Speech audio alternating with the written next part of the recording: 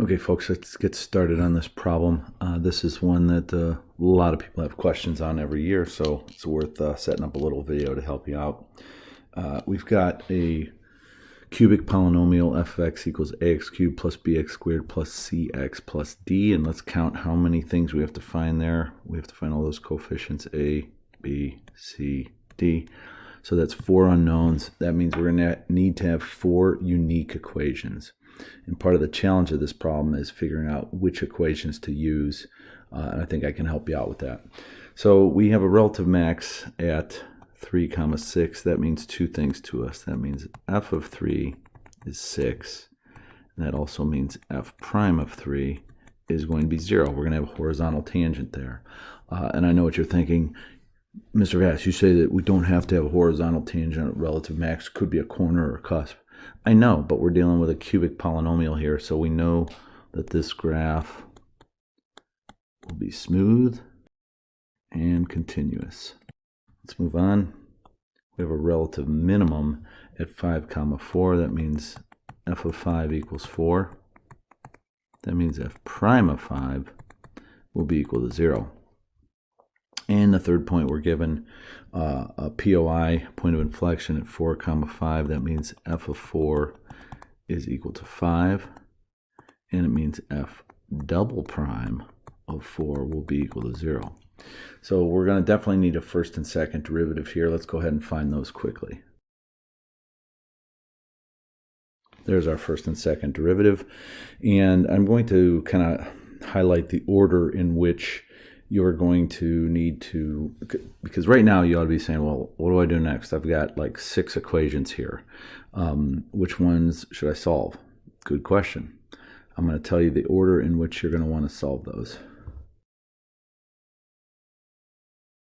We're going to solve in that order. And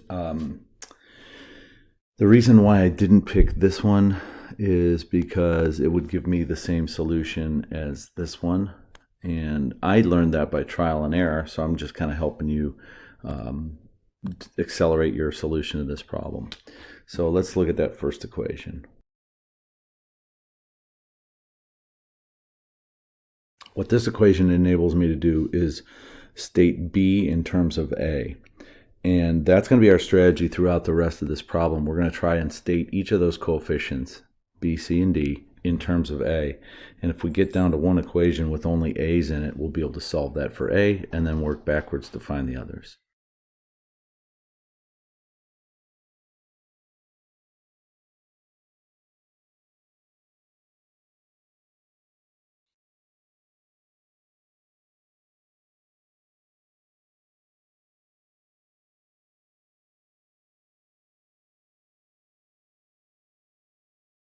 Now it's time for our fourth and final equation.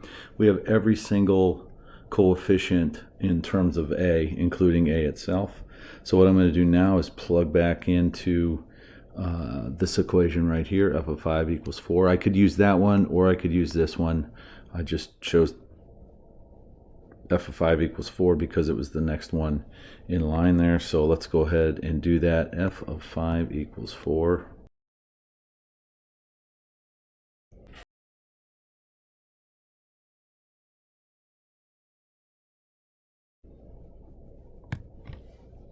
All right, folks, we found a is 1/2. That's a big step towards finalizing this problem. Let's go ahead and find the other coefficients. We've got b equals -12a. We've been doing that, using that substitution for quite a while. Let me double check that. Sure is.